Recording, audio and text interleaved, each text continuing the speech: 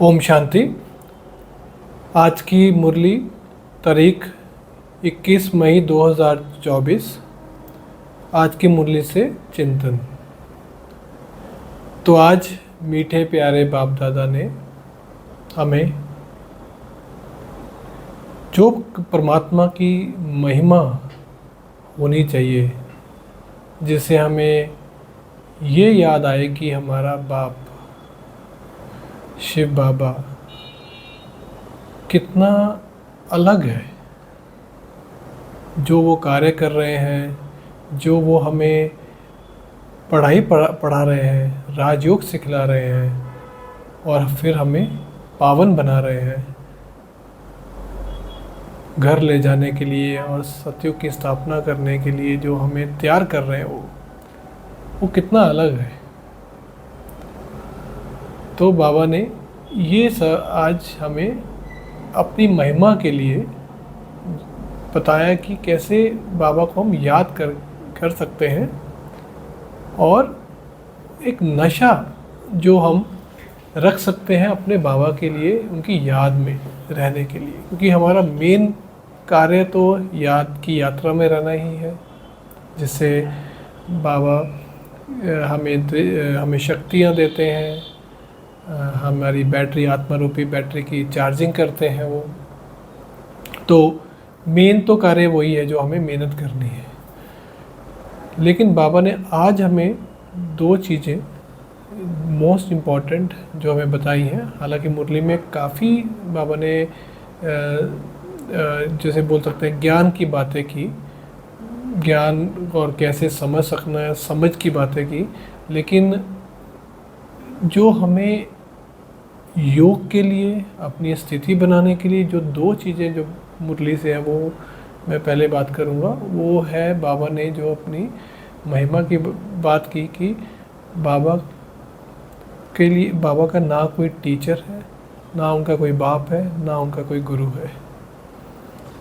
जैसे हमारे लिए बाबा ही बाप है, वही टीचर है, वही सतगुरु है, लेकिन उनका कोई बाप नहीं है, कोई टीचर नहीं है, कोई सतगुरु नहीं है। तो बाबा कह रहे ऐसा कोई नहीं होता, कोई भी मनुष्य आप देखेंगे। और यहाँ पर तो बाबा ने एग्जाम्पल जो लिया है श्री कृष्ण का लिया, कि श्री कृष्ण भी पढ़ा हुआ है, वो भी सीखता है। ये उनके माँ बाप हैं, उनके टीचर हैं, पर जब वो श्री कृष्ण बनते हैं तो उनको गुरु की दरकार नहीं, क्योंकि वो ऑलरेडी सदगति में, मतलब सतयुग में होते हैं। लेकिन अगर हम कलयुग की बात करें तो यहाँ तो मनुष्य को गुरु मानकर उनके थ्रू परमात्मा से कनेक्ट होने की कोशिश करते हैं, याद करने की कोशिश करते हैं। और हमें तो डायरेक्ट, जो बाबा ने बोला, हम ईश्वरी संप्रदाय हैं, लवली बच्चे, लवली चिल्ड्रन हैं ईश्वरी संप्रदाय के, बाबा के। तो हमारा कनेक्शन तो डायरेक्ट बाप के साथ है। और वो ऐसा बाप जिसको सब कुछ आता है, मतलब वो कुछ पढ़ा हुआ नहीं है, कुछ सीखा हुआ नहीं है।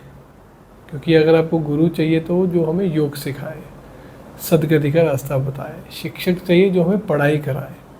जैसे बाबा हमें पढ़ाई करा रहे हैं, अभी हमें पूरा ज्ञान दे रहे हैं, आदि मध्य अंत का, हमारे जन्मों का, इस सृष्टि चक्र का जो राज है, सब बता रहे हैं। और फिर हमें क्या बनना है, उसके लिए कैसे तैयारी करनी है, वो सब बता रहे हैं। लेकिन बाबा कह रहे हैं मुझे किसी की दरकार नहीं, क्योंकि मैं ही सृष्टि का रचयिता हूँ, बीज रूप हूँ। और हम बच्चे चैतन्य अपना जो पार्ट है प्ले करते हैं स्टार्टिंग से, जब इस सृष्टि शुरू होती है। तो ये बाबा ने आज, अगर हम ये बात अपने योग में, कि जो हमारा पिता है कितना श्रेय ऊंच से ऊंच, जो गाया भी हुआ है, ऊंच से ऊंच परमात्मा, ऊंच से ऊंच उनका धाम। तो ये अगर हम याद में बार बार लाएं अपने योग में करते समय या बाबा को याद करते समय, तो इसमें बाबा कह रहे हैं कि बहुत वंडर लगेगा आपको। और वंडर दूसरा ये पॉइंट है कि अगर हम बाबा की महिमा भी करते हैं तो उसमें भी हम ये पॉइंट यूज़ कर सकते हैं कि जो हमारा शिक्षक, पिता और गुरु है वो एक ही है, शिव बाबा। और वो है जिनका कोई गुरु, शिक्षक और बाप नहीं है। तो हो गई बात वंडर वाली। तो ऐसा बाबा कह रहे हैं होता ही नहीं, कोई भी ऐसा मनुष्य नहीं है जिसका बाप ना हो। तो एटलीस्ट बाप तो सबके हैं। तो दूसरा बाबा ने आज हमें बहुत ही सहज तरीका बताया है याद का। तो मुझे जो चिंतन करके या सुबह मुरली सुनकर ये लगा कि ये एक ऐसा फॉर्मूला है जो कि बाबा ने सिंपलेस्ट तरीके से बताया है जिससे आपका योग सहज हो जाए। कुछ नहीं, बाबा कह रहे हैं तुम्हें सिर्फ मुझे ऐसे याद करना है कि तुम मुझे देख रहे हो, मैं तुम्हें देख रहा हूँ। विजुलाइज करना है हमें, मतलब अपना एक संकल्प लेके, संकल्प लिया पहले हम बैठे, संकल्प लिया और उसके बाद सिर्फ बाबा को याद देखना है कि बाबा मुझे देख रहे हैं, मैं बाबा को देख रहा हूँ, और बाबा से करंट खींचना है। बाबा कह रहे हैं ये बहुत सहज, बाबा ने ये वर्ड यूज़ किया, बहुत सहज विधि है पावन बनने की या योग की, क्योंकि योग से पावन बनेंगे। तो योग की बहुत सहज विधि है। तो और ये चीज़ ऐसी है जो हम बार बार कर सकते हैं, कभी भी बैठ के कर सकते हैं। इसके लिए हमें योग टाइम की वेट नहीं करनी। जैसे हम ड्रिल करते हैं 5 स्वरूपों की, या ट्रैफिक कंट्रोल में आप अपने ट्रैफिक कंट्रोल जो करते हैं ड्रिल, तो ऐसे इसकी भी बार बार कर सकते हैं। तो इतना सहज है। तो ये बाबा ने आज जो योग की विधि बताई, तो मुझे लगा वो काफ़ी इफ़ेक्टिव है, क्योंकि हम जैसे बिज़ी रहते हैं क्योंकि हमें जो समय है हमें बैलेंस करना होता है अपनी लाइफ में, अपने लौकिक कार्य में और फिर परमात्मा के साथ जो योग में और पढ़ाई में। तो बीच बीच में हम कैसे उसको यूटिलाइज, अपना समय कैसे यूटिलाइज करें बाबा के साथ योग लगाकर। तो लंबा तो नहीं बैठ सकते योग में, क्योंकि कार्य के बीच में कार्य चल रहा है। तो फिर जहाँ भी थोड़ा थोड़ा ब्रेक मिला तो उसमें ये जो विधि बाबा ने बताई है, बस याद, मतलब एकदम से कनेक्ट हो जाओ, सीधे होके बैठो, एकदम से कनेक्ट हो जाओ। बाबा मुझे देख रहा है, मैं बाबा को देख रहा हूँ, और बाबा से करंट खींच रहा हूँ। और 2, 3, 5 मिनट ऐसे बैठो, और इसमें जो एनर्जी, जो हमें शक्ति मिलेगी बाबा से, वो हमारा एक तरह से अकाउंट क्लियर होगा। हम जो हमारा योग इफेक्टिव हो जाएगा, योग अच्छा लगेगा, क्योंकि हम बार बार बाबा से शक्ति अपने अंदर भर रहे हैं। फिर बाबा ने बहुत सारी हमें ज्ञान की बातें बताई आज की मुरली से। तो मैं कुछ ही बातें उठाऊंगा, क्योंकि मुरली में बहुत सारी बातें थी, सबका चिंतन करना, वीडियो इतना बहुत बड़ा हो जाएगा वीडियो। तो मैं जो कुछ बातें जो मुझे लगता है कि बाबा ने आज थोड़ी अलग से बताई हैं, जो नॉर्मली नहीं बात करते बाबा। तो एक तो हम बाबा ने हमें जैसे बोला है कि सब जो भी लोग हैं परमात्मा को बोलते हैं कि हाँ ये सब परमात्मा का दिया हुआ है, चाहे वो के परिवार वालों में परिवार हो, चाहे बिजनेस, घर, कुछ भी हो, काम हो, सब बोलते परमात्मा का दिया हुआ है। तो बाबा ने बोला अगर वो परमात्मा का दिया हुआ है तो फिर तुम ट्रस्टी बन के क्यों नहीं चलते हो। तो ट्रस्टी, अब बाबा कह रहे हैं कि यहाँ पर अब ये ट्रस्टी टर्म तो हमें समझ लगेगी हम बच्चों को कि ट्रस्टी का मतलब क्या बाबा बोल रहे हैं, लेकिन उनके लिए बाबा यही समझा रहे हैं कि ट्रस्टी बन के रहना मतलब ये चीज़ परमात्मा की है जिसके लिए मैं जिम्मेवार हूँ, मुझे संभाल के रखनी है, और परमात्मा कभी भी मेरे से ले सकते हैं। तो मुझे दुख नहीं होना चाहिए क्योंकि मेरी नहीं है, मुझे तो सिर्फ रिस्पॉन्सिबिलिटी दी है कि तुम इस गृहस्थी को चलाओ। अब कल को बाबा वो गृहस्थी छीन ले तो मुझे दुख होने लगे, तो फिर मैं ट्रस्टी बन के नहीं, वो ममत्व अट्रैक्ट होके अटैच होके चला रहा था। तो बाबा कह रहे हैं ये बात बच्चों को, मतलब हमको बाबा इसलिए समझाते हैं ताकि हम ममत्व ना रखें, किसी भी चीज़ में अटैच ना हो। और ये एक सब्जेक्ट है, ये जो टॉपिक है बहुत इम्पॉर्टेंट है, क्योंकि हम कार्य कर रहे हैं, गृहस्थी में रह रहे हैं, प्रवृत्ति मार्ग वाले हैं, वस्तुओं से, व्यक्तियों से, संबंधियों से, घर वालों से अटैचमेंट होगी, तो वो नहीं होनी चाहिए। तो बाबा उसके लिए ये हमें सतर्क कर रहे हैं, पूछ रहे हैं कि तुम ट्रस्टी बन के क्यों नहीं रहते हो, खयाना अपनी खयानत क्यों लेके आते हो बीच में। तो वो लौकिक वालों के लिए बाबा बोल रहे हैं कि मतलब रावण मत पे क्यों चलते हो, मतलब जैसे मैंने तुम्हें एक चीज़ दिया है उसको ट्रस्टी बन के चलाओ। तो अगर दिया है तो फिर बाबा कह रहे जब मैं लेता हूँ तो दुख क्यों होता है, फिर दुख भी नहीं होना चाहिए। तो सब कुछ तो परमात्मा, हम खुद ही बोल रहे सब कुछ तो परमात्मा का है, तो फिर दुख क्यों होता है। लेकिन ऐसा होता नहीं है, सभी को दुख होता है। पैसा चला जाए, कोई व्यक्ति चला जाए घर से, या बिछड़ जाए तो दुख होता है, सबको दुख होता है। तो बाबा वही कह रहे हैं कि तुम कहते हो लेकिन करते नहीं हो, बोलते हो ये सब परमात्मा का दिया हुआ है, परमात्मा का ही है, हम आत्मा है और ये परमात्मा का हमको सब दिया हुआ है, लेकिन तुम मानते नहीं, बोलते हो करते नहीं हो। करने का टाइम आता तो फिर दूसरा करते हो कि ये क्या हो गया, मेरे साथ ऐसा क्यों हो गया, जबकि हमें कहना चाहिए ठीक है ये तो परमात्मा का ही था, उन्होंने वापस ले लिया। तो ये बाबा ने आज एक बात हमें डिटेल में एग्जांपल दे के समझाई है। और फिर बाबा ने हमें कुछ जैसे बाबा रावण और राम का क्या बोलते हैं कंपैरिजन करते रहते हैं, तो रावण मत है, राम संप्रदाय है। तो बाबा ने हमें एक एग्जांपल आज वो भी दिया है कि जो माया है, या कह सकते हैं कि जो रावण मत है, वो हमें जैसे कह लें कि वो हमें हमारा पीछा करती रहती है। तो बाबा ने एग्जांपल जो आज दिया था वो ये था कि हम बाबा मतलब ईश्वरीय संप्रदाय है, बाबा का ज्ञान अच्छा लगा, वापस आके सुनने का मन करता है।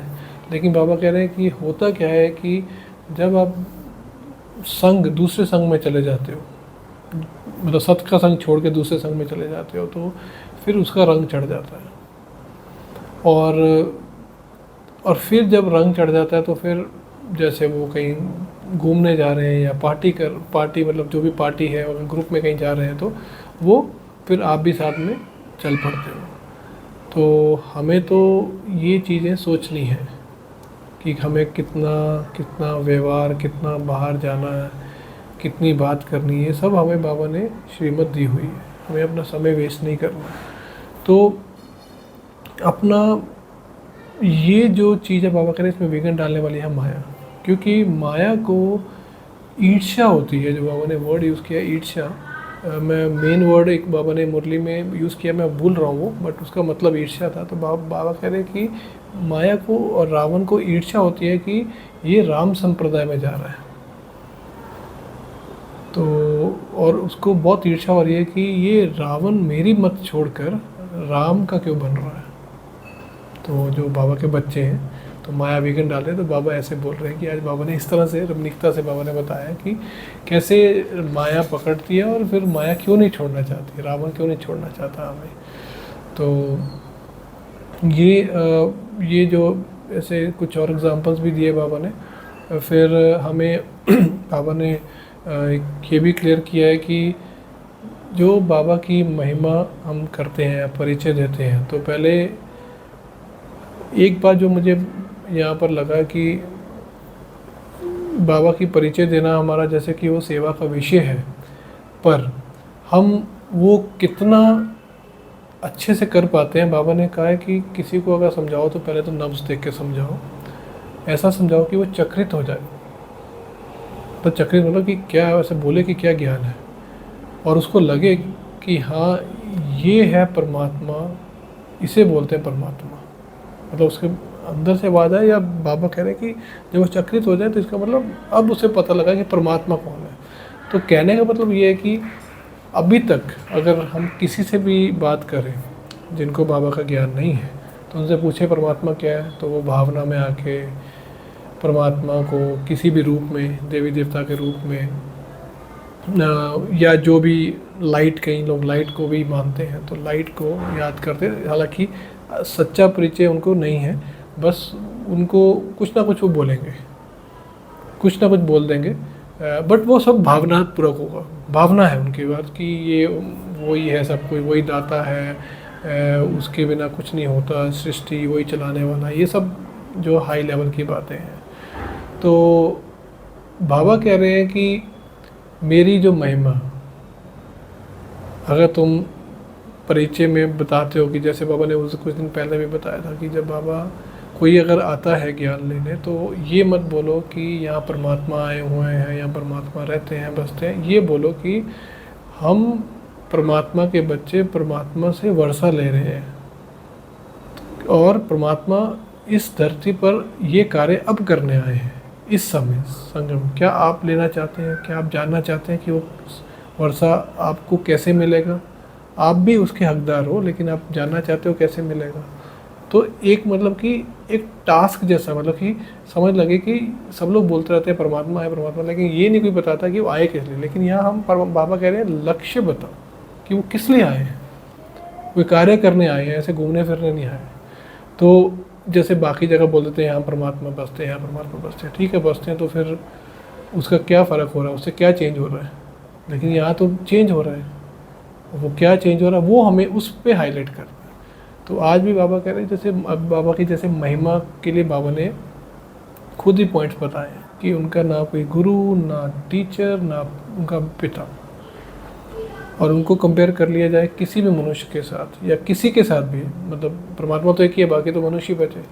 तो चाहे वो धर्मात्माएँ हों, चाहे कोई भी बड़ी से बड़ी आत्मा हो, तो कंपेयर कर लिया जाए तो सबके कोई ना कोई, मतलब पिता तो है ही सबके, क्योंकि सभी ने जन्म लिया है, और उसके बाद टीचर भी डेफिनेटली होगा। हाँ, ये हो सकता है कि किसी कोई धर्मात्मा तो उनके गुरु ना हो, वो इतने मतलब इतनी सारी बुद्धि लेके आए हैं, इतना मतलब पैदा ही ऐसे हुए कि उनमें भरपूर, जैसे कह सकते हैं, ज्ञान अपने धर्म के बारे में जो उन्होंने प्रचार किया, तो वो हो सकता है। परंतु परमात्मा का ये जो हमें महिमा है, अगर हम ऐसे बताते हैं, इस तरह के पॉइंट्स बताते हैं, तो पहले तो उनको परिचय होगा कि अच्छा परमात्मा ये है, ये परमात्मा है, इनको परमात्मा बोलते हैं। जो हम मूर्तियों में देखते हैं या जिनको हम सिर्फ अपने अंदर याद करते रहते हैं कि हमारा परमात्मा अंदर ही है, वो परमात्मा नहीं है। वो सिर्फ हमारी भावना है जिससे हम प्यार से परमात्मा से कनेक्ट होने की कोशिश करें, बट वो परमात्मा तक नहीं पहुंच रही, वो सिर्फ हमारी भावना है। तो जब उनको सही परिचय मिलेगा, ये सही परिचय है, जब उनको मिले तो उनको लगे कि हाँ अच्छा इसको परमात्मा कहते हैं। तो ये बाबा ने बोला कि अगर ऐसा रिएक्शन आता है कि अच्छा ये है परमात्मा, तो इसका मतलब कि जो भी सामने जिसको भी ये परिचय मिला, उसका सही से बुद्धि में बहुत प्रश्न उठे, समझे भी, मतलब चक्रित हो जाना, बाबा ने वर्ड की उसके चक्रित हो जाए, चक्कर खा जाए, इतना मतलब बुद्धि चलानी पड़े, अच्छा ये है, ऐसा है, 84 जन्मों का सर्कल जो साइकिल बाबा बताते हैं, और पूरी सृष्टि का ज्ञान हमें देते हैं, पूरी आदि मध्य अंत का पूरा राज समझाते हैं। तो और वो खुद ही करते हैं। बाबा ने कितनी बार बोला कि ये जो 84 का चक्र है, जो मनुष्य को नहीं पता, और ये ड्रामा, मेन चीज़ जो ड्रामा है, जिसके बाबा ने बार बार पॉइंट्स बताए कि जो भी मनुष्य कर रहे हैं, जो भी उनकी उतरती कला है, या तुम्हारी जो अभी ब्राह्मण बन रहे हो, ब्राह्मण से देवता बन रहे हो, तो ये सारा ड्रामा में बना हुआ है, बना बनाया ड्रामा, उसमें कुछ चेंज नहीं हो सकता। तो ये ड्रामा वाली बात हो गई जो किसी को नहीं पता। हम एक्टर्स हैं। बाबा ने आज बोला कि एक्टर मतलब हम आत्मा है, हम बाबा, क्योंकि हम ड्रामा, ये वर्ल्ड अनादि अविनाशी वर्ल्ड ड्रामा है, जो वर्ड बाबा ने यूज़ किया आज, और ड्रामा का पूरा जो वर्ड मतलब पूरा नाम है, तो अनादि अविनाशी वर्ल्ड ड्रामा, इसमें सब एक्टर्स हैं, क्योंकि ड्रामा है तो एक्टर्स हैं। जैसे लौकिक में होता है, ड्रामा होता है तो उसमें एक्टर्स होता है। कल बाबा ने बोला था कि ड्रामा है लेकिन एक्टर्स भी हैं, लेकिन एक्टर्स को अपने डायरेक्टर का नहीं, मतलब जो भी ड्रामा जिसने रचा हुआ है नाटक उसका नहीं पता, मुख्य एक्टर का नहीं पता, डायरेक्टर का नहीं पता। तो ये सब प्रॉब्लम है। और अभी बाबा बोल रहे हैं कि ये पूरा वर्ल्ड ड्रामा वो उसमें सब एक्टर्स हैं, और एक्टर्स मतलब सब आत्माएं। बाबा बेहद की बात, सब बातें बाबा की बेहद में ही होती है। कोई भी बाबा एग्जाम्पल जरूर बाबा हद में जाके, लौकिक में जाके जो इस संसार की एग्जाम्पल लेंगे, लेकिन बाबा जब अपनी बात करेंगे, जो अपने ज्ञान की बात करेंगे, तो वो बेहद की बात ही होगी। तो ये बेहद का ड्रामा है और हम बेहद के एक्टर्स हैं, हद के एक्टर्स नहीं हैं, क्योंकि हम पूरे सृष्टि के ऊपर हमारा पूरा पाठ चलता है 84 जन्मों तक। तो बाबा ने यहाँ पर हमें जो एक्टर्स की बात आज क्लियर की है वो ये है कि एक तो हम बाबा के अकॉर्डिंगली हम एक्टर्स हैं, मतलब हम आत्माएं ही एक्टर्स हैं। आत्मा कोई एक्टर बाबा बोल रहे हैं, और हर आत्मा जो इस ड्रामा में पार्ट बजा रही है, चाहे वो बाबा के बच्चे हैं या नहीं हैं, है तो आत्मा है। जो भी पार्ट बजा रही है वो अपना, उनका जो पार्ट बना बनाया है, चेंज नहीं हो सकता। तो इससे हमें समझना क्या है कि अगर आपको कोई तंग कर रहा है, कोई विघन डाल रहा है, कोई परेशान कर रहा है, तो आपने उससे परेशान नहीं होना। विघन को मतलब दुख अगर कोई दे रहा है तो मन के अंदर उस दुख को नहीं लेना, क्योंकि हमें बाबा ने टाइटल दिया हुआ है दाता, मास्टर दाता का। फिर आज हमें बाबा ने टाइटल दिया या वरदान दिया महादानी का। तो मतलब उसमें बाबा यही कह रहे हैं कि आपको कोई कुछ भी कहे, आपसे सिर्फ सुख, शांति, प्रेम की अंजलि ही दूसरे को जानी चाहिए, और कुछ नहीं जाना चाहिए।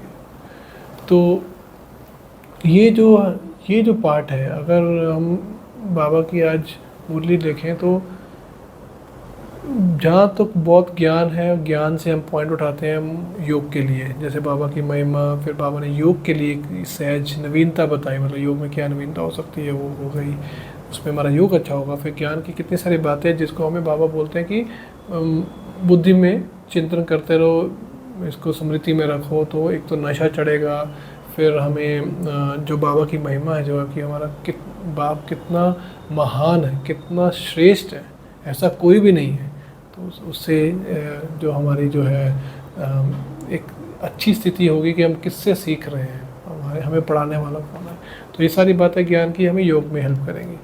फिर बाबा हमें यहाँ जब तक ले जाते हैं कि महादानी तुम्हारा क्या रोल है, तुम्हें मतलब सेवा का जो विषय, ये सेवा का है कि हमें खुद तो जो हम बदल रहे हैं, बाबा का ज्ञान समझ रहे हैं, वो तो हम समझ रहे हैं, लेकिन दूसरों को भी समझाना है, या दूसरों को भी जो ये ज्ञान रतन हम इकट्ठे कर रहे हैं, या गुण हम बाबा से शक्तियाँ और गुण भर रहे हैं, तो दूसरों को भी देनी है।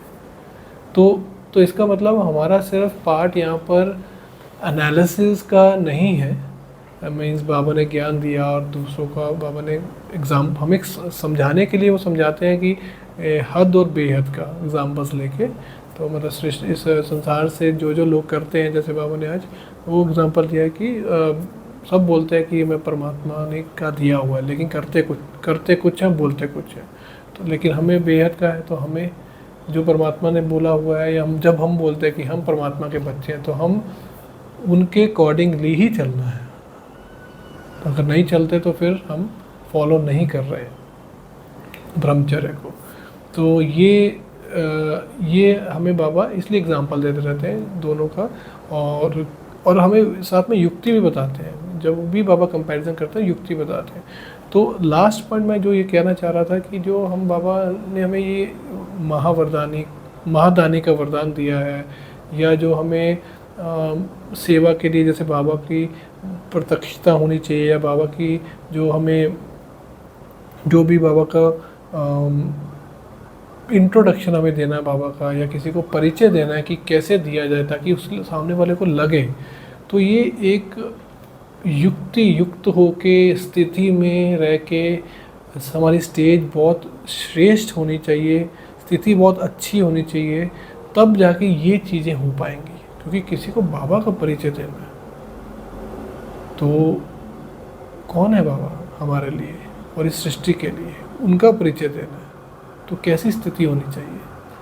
किसी को आप दान दे रहे हो, वो भी बाबा कह रहे हैं तो कब, जब चाहे वो कुछ भी करें आपके साथ, कितने भी विघ्न डालें, कितना भी करें, लेकिन विधि यहाँ पर हमें युक्ति बाबा ने क्या बताई है कि ये याद रखो, ये बेहद का ड्रामा, उसका अपना पार्ट है, तुम्हारा अपना पार्ट है। अगर ये स्मृति में रहेगा तो तुम्हें उस पर कभी गुस्सा नहीं आएगा, ये बाबा कहना चाह रहे हैं। और फिर करना क्या है वो तो क्लियरली बाबा ने बोल दिया कि आपको सुख, शांति और प्रेम की अंजलि देनी है।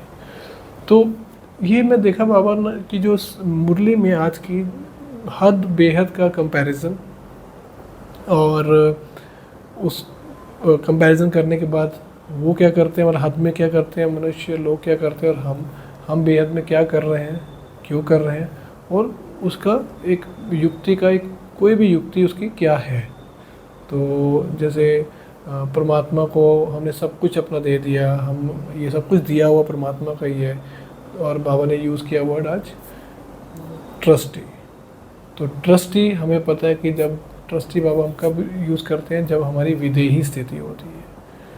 तो विदेही स्थिति मतलब कि मैं आत्मा इस शरीर को यूज़ करते हुए या इसमें प्रवेश कर अपना कार्य कर रही हूँ।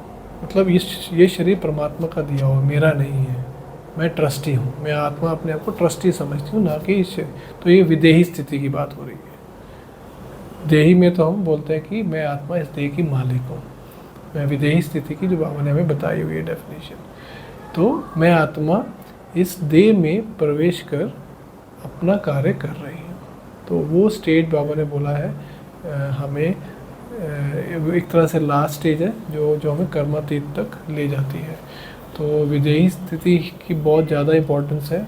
देही अभिमानी बनना हमें, और एवरीडे देही अभिमानी, हर समय देही अभिमानी रहना है। बाबा के जो हमें माँ बाप के यही हर बार याद दिलाते हैं कि हमें देही अभिमानी रहना है।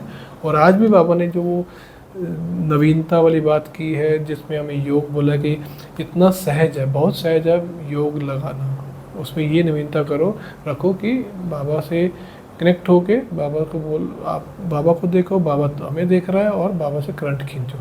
लेकिन उसमें एक ही प्रॉब्लम बाबा ने बताई है, जो कि गुप्त, बाबा ने बोला गुप्त डिफ़िकल्टी है। वो ये है कि हम अपने को शरीर समझते हैं और भूल जाते हैं कि हम आत्मा है, शरीर नहीं है। ये बार बार भूल जाते हैं। और ये भूलने का मतलब यही है बाबा कि हमें हमारी नेचुरल स्टेट अभी नहीं आई है। वो नेचुरल स्थिति अभी भी हम, क्योंकि देहभान में है, कार्य कर रहे हैं तो देहभान में होके करते हैं। तो जबकि बाबा कह रहे हैं देही अभिमानी होके करो। तो ये स्थिति तो हर समय, और विदेही जो है वो हमें प्रैक्टिस करते रहना। उसको वो नेक्स्ट स्टेज है कि अगर हम ये देही अभिमानी बन जाते हैं तो फिर विदेही हम नेक्स्ट शुरू कर सकते हैं। और उसी से हमारी लास्ट जो स्टेज, जो हम पवित्र जैसे कह सकते हैं कर्म योग, कर्मातीत अवस्था को पाना, जो जिससे हम इस पूरे संसार के बंधनों से मुक्त हो जाए और फरिश्ता बन जाए, उड़ जाए, उड़ती, और यहाँ का कुछ भी हमें अट्रैक्ट ना करे, ऐसा लगे कि कोई कुछ भी हो रहा है लेकिन मैं प्रभावित नहीं हो रहा हूँ, मुझे कुछ फ़र्क नहीं पड़ रहा उससे, मैं सिर्फ साक्षी होकर देख रहा हूँ। बहुत ही हाईएस्ट स्थिति है, हाई स्टेज है वो। मुझे लगता है कि वो तो बहुत अभ्यास से ही हो सकती है, ऐसे नहीं हो सकती, क्योंकि देही अभिमानी स्थिति को ही प्रैक्टिस करना और उसकी आदत बना के रखना, दिन भर चेकिंग करना कितनी देर बनी, वही एक बड़ा टास्क है। और इसी में बाबा बोल रहे हैं माया आके विघ्न डालेगी, क्योंकि वो योग देही अभिमानी होगी तो योग भी अच्छा होगा, बाबा से कनेक्शन जुड़ा रहेगा। लेकिन क्योंकि ये योग का सब्जेक्ट है, ये स्थिति देही अभिमानी स्थिति योग का सब्जेक्ट आ गया, तो फिर माया का विघ्न वहीं आएगा। तो ऐसे बाबा ने हमें आज बहुत सारी बातें बताई, और भी बातें हैं जिस पे चिंतन किया मैंने, और उस पर भी डिटेल में जाया जा सकता है। तो और एक एक दो दो वाक़या बाबा के जो सोचने वाले हैं, थिंक करने वाले हैं कि अच्छा बाबा ने आज ऐसा क्यों बोला। तो जैसे बाबा का अभी मुझे एक वाक़या और याद आ रहा है कि बाबा बोलते हैं कि तुमने, जैसे कल बाबा ने बोला था भक्ति का मैं तुम्हें फल देने आता हूँ, जिसने जास्ती भक्ति की होगी उसी को ज्ञान समझेगा। तो वो तो कल का मैंने ऑलरेडी एक्सप्लेन कर दिया था उसका क्या रहस्य था, बट आज बाबा ने फिर से बोला है कि जो भक्ति मार्ग में है, तो जब वो ज्ञान सुनते हैं तो बाबा कभी उनको भक्ति छोड़ने के लिए नहीं कहते। तो उसका बाबा ने रीज़न बताया है क्यों नहीं कहते, लेकिन अब क्वेश्चन नहीं आता है कि बाबा ऐसा क्यों कह रहे हैं आज कि भक्ति छोड़ने के लिए नहीं कहते। तो बाबा तो हमें मुरलियों में कहते हैं कि अब तुम्हें भक्ति का फल मिल चुका है, अब तुम ज्ञान मार्ग में हो, तो अभी तुम्हें किसी की भक्ति नहीं करनी, क्योंकि तुमने वो अव्यभिचारी भक्ति शुरू करते करते व्यभिचारी भक्ति में आ गए थे और तुम्हारी पूरी स्थिति दशा मतलब तमो प्रधान हो गए थे, तुम्हारी गिरती कला ही थी तुम्हारी। तो अब तुम्हें ज्ञान सिर्फ एक को याद करना, भक्ति नहीं करनी, ज्ञान कर। लेकिन आज बाबा बोल रहे हैं भक्ति करने को मैं मना नहीं करता हूँ। तो अब बाबा का ये हमें समझना पड़ेगा बाबा ने किस मोटिव से या किस कॉन्टेक्स्ट में बोला है। तो बाबा ने आंसर दिया इसका कि बहुत लोग बहुत आते हैं ज्ञान में, सब तो चल नहीं पाते। तो सब चल नहीं पाते मतलब कि ऐसा नहीं कि जो भी ज्ञान सुना या बाबा का मतलब मुरली क्लास अटेंड किया तो वो पक्का बाबा का बच्चा बन गया और ज्ञान में चलेगा। तो वो नहीं चल पाते, नहीं ज्ञान समझ लगता उनको, कुछ समय बाद लगता है कि ये तो कुछ नहीं बन रहा है या मुझे नहीं समझ लग रहा, मैं तो मतलब इंटरेस्ट लूज़ हो रहा है मेरा, या जो कुछ भी उनको लगता है मैं क्यों ऐसे अपना आके टाइम वेस्ट कर रहा हूँ, क्योंकि कुछ समझ नहीं लग रहा। कुछ समझ लगेगा तो फिर कोई भी इंसान अगर किसी को आप ऐसी जगह ले जाओ तो समझ लग रहा तो वो नहीं जाएगा वहाँ पर। ये तो नॉर्मल ह्यूमन टेंडेंसी है। तो वो बाद में देखेगा कि ये परमात्मा का ज्ञान है, लेकिन बात यह है कि वो परमात्मा का ज्ञान है, क्या इंपॉर्टेंस है उसको वही नहीं समझ लग रही। तो इसमें किसका रोल है? बुद्धि का। अब बुद्धि बाबा कह रहे तमो प्रधान होती है, कलयुग है, तमो प्रधानता है। तो बच्चों को ही, जो बच्चे जिन्होंने ज्ञान पहले लिया था उनको ही समझ लगेगा, दूसरों को नहीं समझ लगेगा। तो वो जो आते हैं ज्ञान लेके और फिर बाद में इंटरेस्ट लूज़ कर जाते हैं, तो अगर वो छोड़ के जाते हैं तो बाबा कह रहे हैं अगर हमने बोला भक्ति मत करो, तो फिर अगर भक्ति भी छोड़ दी और ज्ञान भी नहीं समझ पाए, ज्ञान में भी नहीं चल पाए, तो क्या होगा? वो ना उधर के ना इधर के। तो उस कॉन्टेक्स्ट में बाबा ने आज ये बात की कि भक्ति मैं छोड़ने के लिए क्यों नहीं बोलता हूँ। तो ये उनके लिए है जो ज्ञान में नहीं चल पाते। ऐसा नहीं है कि बाबा ने हमारे लिए बोला है, पर क्योंकि बाबा तो फिर ज्ञान जब मुद्दे चला रहे हैं तो नए नए बच्चे आते रहते हैं, नई नई आत्मा आते रहती हैं। तो अब वो बच्चे बनेंगे ये तो समय बताएगा। किसी को नहीं पता होता कि ये, सिर्फ परमात्मा को पता है कि हाँ ये उन ईश्वरी संप्रदाय की है कि नहीं, लेकिन बाकी किसी को नहीं पता रहता कि ये इनके जो पुराने जन्म कौन से थे, कितने जन्म लिए, ये जैसे हमको अपना नहीं पता रहता। लेकिन ये जो एक तरह से कैसे मालूम कर सकते हैं? जो ज्ञान समझकर उस पर चलते हैं, जो ज्ञान मार्ग में चल पड़ते हैं, मतलब उनको ज्ञान समझ आ रहा है। वो ये उनको ही समझ आएगा जिनकी आत्मा में पहले से ज्ञान भरा हुआ है। सिर्फ वो ज्ञान बाबा आकर किसी भी मतलब तरीके से, किसी भाई बहन या कोई भी मीडियम से, चाहे कोई आर्टिकल जैसे मुझे लगता है कि बहुत लोगों को बहुत अलग अलग तरीक़ों से ज्ञान मिला होगा, अपार्ट फ्रॉम जो सेंटर में जाके सीखते हैं। किसी को कहीं से लिंक मिला होगा, किसी ने आए से बोला होगा कि वहाँ जाओ, ऐसे जाओ, ऐसे। तो क्योंकि आत्मा में हमारे रिकॉर्डेड है, लेकिन वो मर्ज था।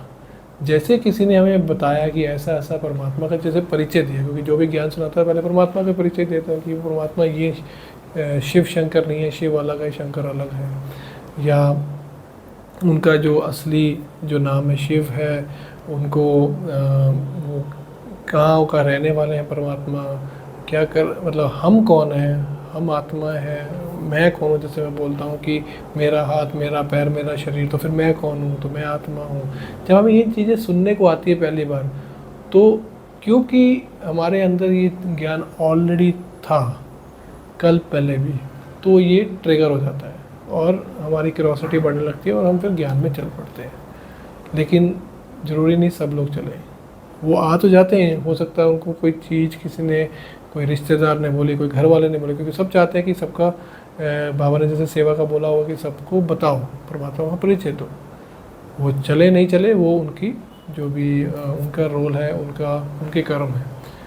तो ये एक बाबा की आज बात मुझे और अच्छी लगी, जो बाबा ने और अच्छे से कंपैरिजन, मतलब इसमें डीप सोचने वाली ये बात है। इसमें बाबा ने सिर्फ एक ही रीज़न ही बताया कि मैं क्यों नहीं बोलता हूँ कि भक्ति मत छोड़ो, क्योंकि ये रीज़न है।